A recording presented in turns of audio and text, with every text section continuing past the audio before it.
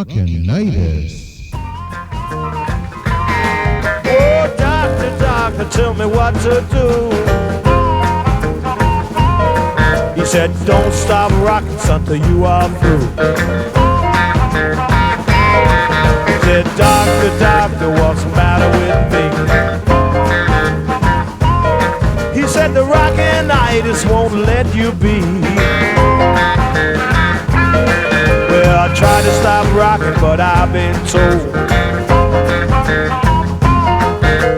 Rockinitis has got my soul.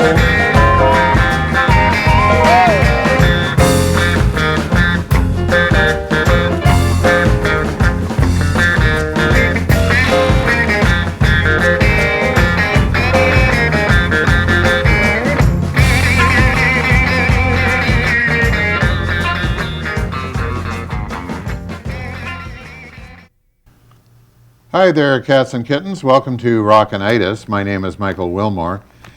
You know, some people out there seem to think that this is a comedy show.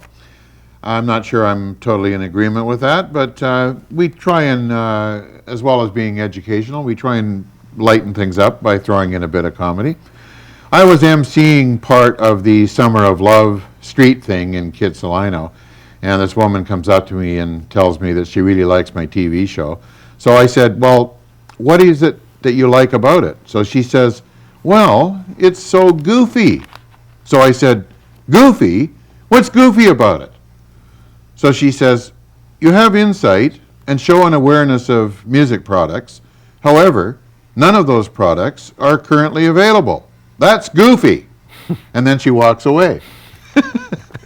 So anyway, she makes a point. That's actually a valid point of view. Well, it's interesting because I was listening to Bob Dylan's radio show, and he basically almost came up with the same sort of thing where someone wrote into the show and said, why do you play all these obscure bands that no one's ever heard of? Why don't you play some things that we've heard of before? And he says, well, there's lots of stations that do that. Why just do the same as everybody else? Why not help people give them something to look for? Exactly. And our job broaden their horizons. Our job is not to be a spokesperson for the record companies. No. Our job is to enlighten the public to things they may have missed the first time around, or whatever. Yeah. So there's like a huge musical pie out there. And when you look at the different radio stations and what they present to the public, it's only some little slim slices of the pie. Tiny sliver. It's a sliver of the pie. And like the stuff that's out there that people may or may not be familiar with, it's really great that somebody is around that can draw that stuff in and present it to the public, because it's certainly as deserving as the stuff that is presented to the public. Yeah, especially for music lovers like ourselves. I mean, we're always looking for stuff that we haven't heard before. Yes. Anyway, my name is Michael Willmore, and my guest here is Rob Frith, who has a great record store on Main Street called Neptune Records. That's right. And so this time around, another listener said to us, or to me, she says to me, I don't really care that much about the music you play or the artists that you present. What I really like about the show is the personal stories. And I really like the personal stories you tell in relation to the music. That's why I watch the show. So that's the premise behind this show, is the personal stories. Now, we were talking the other day about different things that have happened in our lives, both yours and mine, where like we came close to death. That's right, yeah. Over certain times in our lives, we both have come very, very close to dying. Yeah. Over some issue or some event. Oh, yeah. So we're going to start off with, I believe it's a story about a car crash. Actually, this one here is more of a mountain climbing accident. Okay. Yeah. The slow down story? Yeah. Okay. Yeah. Basically I was mountain climbing, or kind of rock climbing this huge mountain with a friend of mine. And actually, here's a picture of actually, I've got a better picture of the mountain.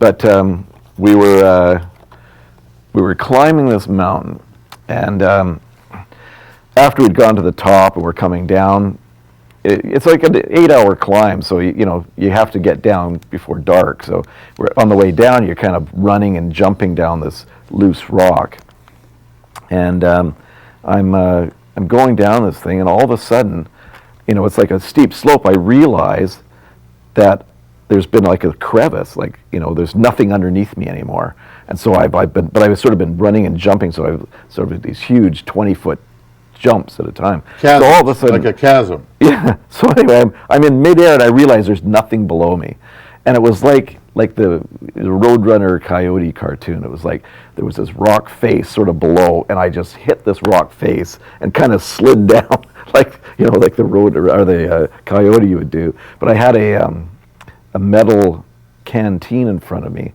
and it totally bruised all my ribs. And I thought that was it, because I just like hit this thing with such force. How far did you fall? What was it? Oh, I mean, it was, I guess the crevice was probably 20 feet wide, and luckily I hit the other side, and I slid down probably another 20 feet after I hit the rock face. So what became of you afterwards? Did somebody gather up the pieces? Or? Yeah, well, I just basically was trying to breathe for the first little bit, and then my friend was, yelling for me, and then I couldn't answer him because I didn't have any air left in me, and then it came very close. I mean, if I'd hit my head or anything else, and I was in such pain from bruising my ribs, it was a really tough trip down, but I survived it. But it made me think that when you're young and that, you think that you're invincible, but it really made me think to be a lot more careful when it comes to stuff like that. That any little thing could happen. Now, I asked you to bring along tunes that kind of reminded you of a near-death experience. Yeah, well, I thought "Slow Down" by Larry Williams. Larry Williams. A lot of people know the Beatles version of that. Larry Williams is one of those guys that wrote like incredibly popular tunes, but I think most people don't even know who he is. No, it's funny because Larry Williams was kind of like a smooth version of Little Richard, but not that smooth. I mean, he basically he used the same band as Little Richard. Well, he was kind of groomed to be the new Little Richard because Specialty Records, they both shared the same label. Little Richard was going back into the ministry, his religious studies, and I think they knew that, and they figured that, hey, here's our new Little Richard. So anyway, he was like a slightly smoother version of Little Richard, but he used the same band, which is like Lee Allen and Plas Johnson and people like that, New Orleans session type guys on the sax, and Earl Palmer on the drums. Same guys Little Richard used. So they had a bit of a similar sound to Little Richard, but he wrote really great original songs. Now, even though he only really had 2 or 3 million selling hits, like Boney Maroney and You Bug Me Baby and Short Fat Fanny were basically his big hits. He also had other singles out that were hugely influential because they were covered by British Invasion kind of guys. Yeah, well, I mean, the Beatles. I mean, they covered like 3 or 4 of his songs. Yes, exactly. And then the Stones covered one of his songs. Yes, We Say Yeah. Yeah. So anyway, this guy, he went to jail in 1960 for dealing narcotics. That's right. And he also was one of those guys that couldn't decide between being an artist or being a pimp. That's right. Yeah, he was a pimp and a drug dealer. Yeah. And he supplied Little Richard with his drugs when Little Richard was strung out. Yeah. Anyway, he died in 1980 and he was aged 44. He played the piano, and he was a very similar kind of guy to Little Richard. Yeah, well, even he did sort of the answer songs to Little Richard did Long Tall Sally. He did Short Fat Fanny. Yes. And so the same with Good Golly Miss Molly did Dizzy Miss Lizzy. Yes. So they're sort of they're basically like answer songs, except the same record company did them. Well, the Beatles actually did 3 of his songs, recorded officially. They also had a couple of his songs they did on bootlegs. Yeah. But officially, they released on Capitol Records. They released Bad Boy and Dizzy Miss Lizzy And what was the other one they did? Slow Slow Down. Down. Yeah. But Lennon, I think, recorded. And then John Lennon recorded Boney Maroney on his solo album. Yeah. Yeah. So obviously the Beatles were huge fans. Oh, yeah. I mean, look at the records they sold. And this song reminds you of your near-death experience. Yeah, telling me to slow down.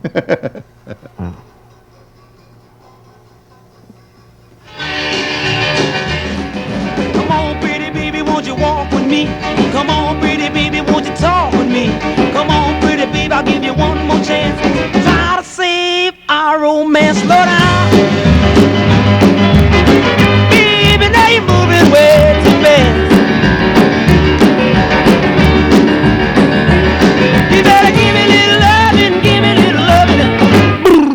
You want our lovely.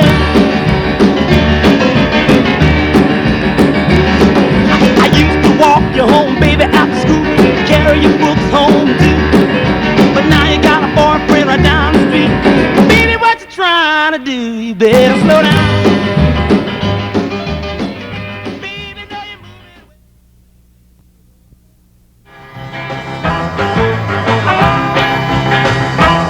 Well, come on, pretty baby, won't you walk with me? Come on, pretty baby, won't you talk with me? Come on, pretty baby, give me one more chance. Try to save our romance. Slow down. Baby, now you're moving way too fast. You gotta give me a little loving, give me a little loving. Ow! If you want our love to last. Well, I used to walk you home, baby, after school, carry your books home too. But now you got a boyfriend down the street. Baby, what you trying to do? You better slow down. A lot of people think of that song as a Beatles song. Absolutely. But it ain't. They did a good version of it. They do a very good version of it. And it sounds so Beatlesque.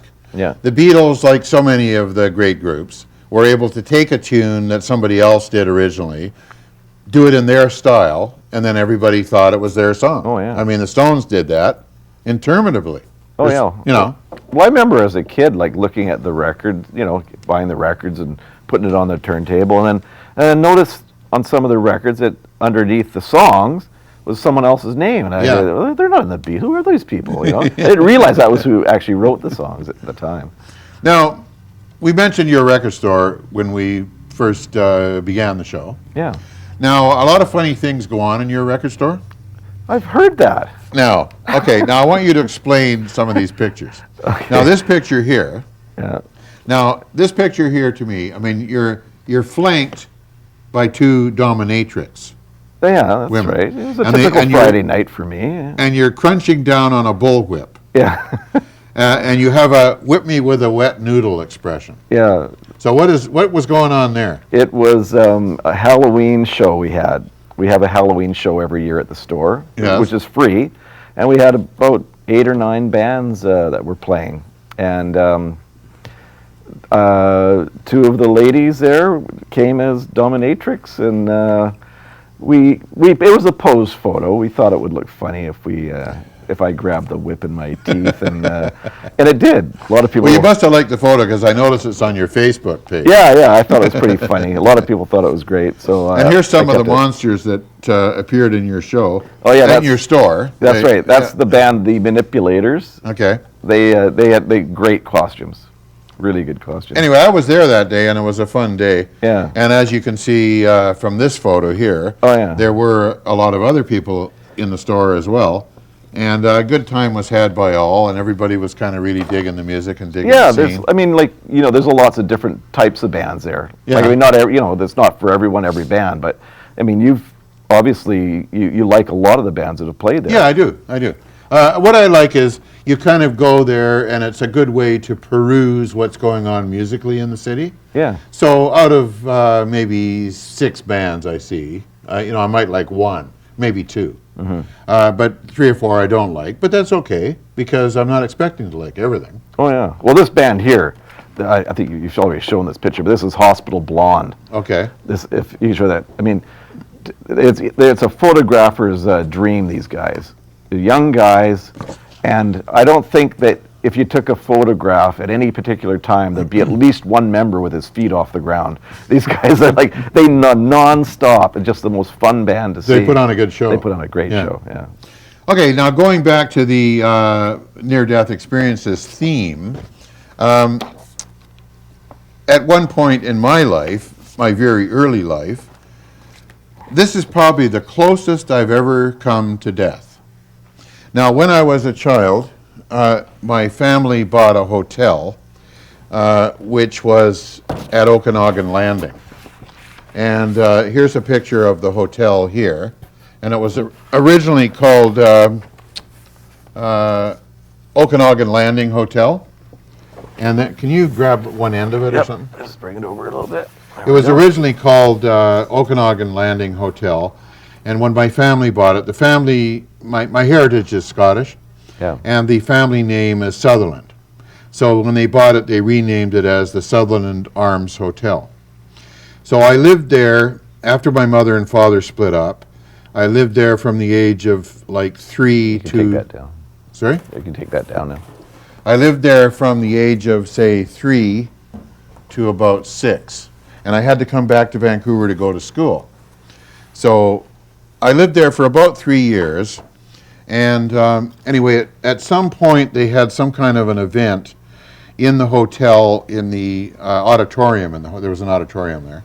And the auditorium had a hardwood floor, and I used to ride around there on my tricycle and that kind of thing. Anyway, I was at this, whatever the event was. Afterwards, I wandered out to the wharf. There was a big wharf that went out into Okanagan Lake at Okanagan Landing in front of the hotel. And I went out there and I was looking down at the water, which was about 10 feet deep.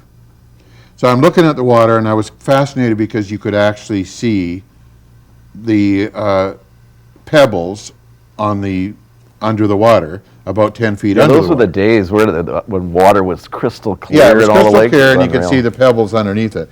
Anyway, here's a couple of photos of me about that age. If you look at these photos here, and I was like 3.5, 4, around there. And here's a couple of pictures of me. This is my mom here, and there's me. Anyway, this girl came up behind me as I was standing on the wharf staring down at the water and pushed me. Now, I had never been in water over my head, ever. So the water was about, 8 or 10 feet deep. And I had no idea what to do. I had no idea how to swim or anything. So all of a sudden I was in midair, then all of a sudden I was hitting the water. And I just flailed around like a twit. I had no idea what to do. Anyway, I went all the way down to the bottom, and then I remember looking up like this and seeing the roof of the water, or seeing the ceiling of the water, and then pushing with my feet off the bottom of the water and going up to the top, and then going and grabbing some air, and then I went all the way down to the bottom again, and then I looked up and I saw where I had to go again, and I went all the way back up again, and then I went and got some more air, and then I started going down again. So I was in effect going down for the 3rd time. All of a sudden, my Uncle John, who was wearing a full suit, he jumped off the wharf, jumped into the water, and picked me up and stuck me on the part of the wharf that comes out where boats land at. Stuck me on that and gave me a couple of good shoves in the back, and I kind of went and heaved up a whole bunch of water that I'd swallowed. And then I remember him taking his wallet out and his shoes off and going, "God damn it!" He goes like this and takes his wallet out. My wallet is ruined, and he's going on like this, right? Oh, anyway, and you've almost died. He saved my life. Absolutely. Absolutely saved my life. So anyway, when we were at my cousin's second wedding, Uncle John was her father, and every woman in my family is divorced. So anyway, Uncle John, we see him about every 20 years, right? Anyway, he comes to the wedding that my cousin had, and I said, I was just talking to your Uncle John, and I went up to him and I said, that man, he saved my life. I wouldn't even be here. He saved my life, literally. So he doesn't remember it. I said, I don't care if you don't remember it. I remember it. I remember it vividly. I would have drowned for sure. Did you buy him a wallet? I should have. Anyway, I said, you saved my life, man. So anyway, he tells me, well, after, I split up with your aunt, I went off and, I was kind of ostracized from the family. I met this other woman and we married, and I've got 3 sons that are like totally estranged from your side of the family. So I says to Karen, my cousin, you should be a lot nicer to him. That's a really nice man. And I said, you never mention him, you never talk about him. And then she goes, he tries too hard. I said, tries what too hard? She says, I don't know, he just tries too hard. Like he tries too hard to be your father? God, I felt bad. Anyway, the guy was an amazing guy that I wouldn't be here if it wasn't for Uncle John. Yeah. So that's my near-death experience. And the tune that I selected to think of is, actually I got 2 or 3 tunes here. It's by an instrumental artist called L. Casey. Oh, yeah. Now, this is one of those surf rock classic albums, and it's all instrumental. It's funny, all those guitar session guys, they all did surf stuff. Yeah. They all did. And they were good at it. Yeah, they And were. this comes, as you'll see on the cover, it says it's on surf vinyl. Now look at that. Is that beautiful? That's beautiful, yeah. It's a watercolored LP done in the style of, the way water looks, like it's got an aquatic look about it, right? Is that cool or what? Anyway, definitely a collector's item. And we'll hear 3 tunes that are kind of like underwater-ish by L. Casey. This guy actually, he subbed for Duane Eddy, and he showed Duane Eddy the finer points of playing the guitar as well. Yeah, he wrote some tunes for him as well. Yeah, and he was in the Duane Eddy's Rebels for a while too. Anyway, fabulous guy, and we'll hear this tune here called The Hearse, which could have been the vehicle that picked me up after my drowning incident. L. Casey.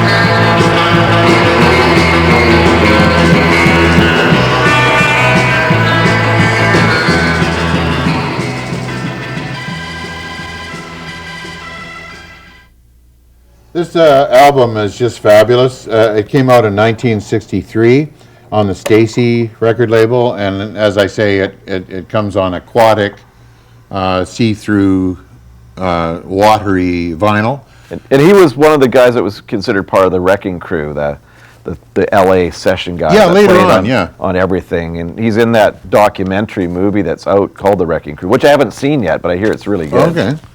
Anyway, he was a session man for Lee Hazelwood, And he worked a lot with Dwayne Eddy and people like that. And He played on the Monkees albums. Yeah, he was like a session guy. Yeah. Who played on tons of other people's records. And if you remember that guy, Sanford Clark. Yeah, he was Fool. lead guitar player On The Fool. Yeah, on the Fool and all those A Cheat and all those songs that Sanford Clark did. Great player. Apparently, he was the guitar player on the Dean Martin show with a live band that was there.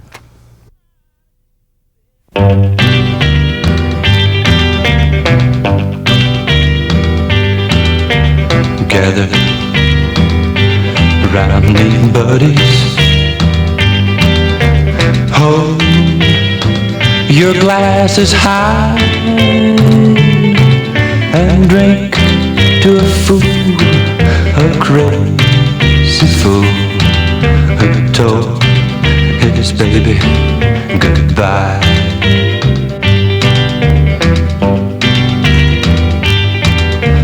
Late, he's found he loves her so much he wants to die, but drink to a fool, a crazy fool.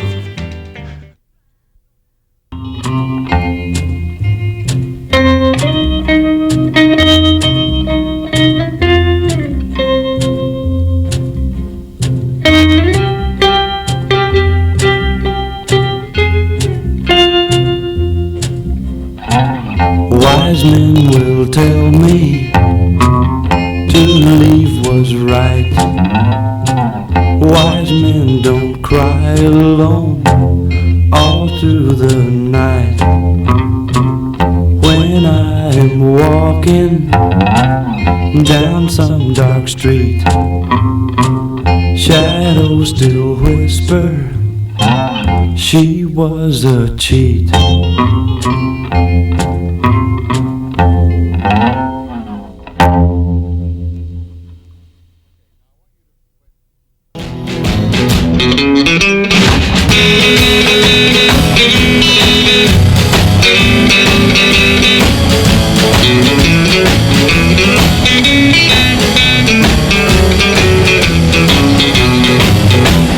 Roll on, buddy, don't you roll so slow. How can I roll when the wheels won't go? Roll on, buddy, pull a load of coal. How can I pull when the wheels won't go? This 9-pound hammer is a little too heavy for my size.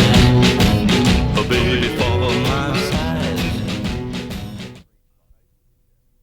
We wanted to talk about a couple of experiences on our own personal lives where we almost bid adieu, but as you can see, we're both still alive, very much with you all. And so I hope you've enjoyed our reminiscing over our personal near-death experiences. My name is Michael Willmore, and my guest is Rob Frith. Thanks very much for being here. Bye for now. Rockinitis.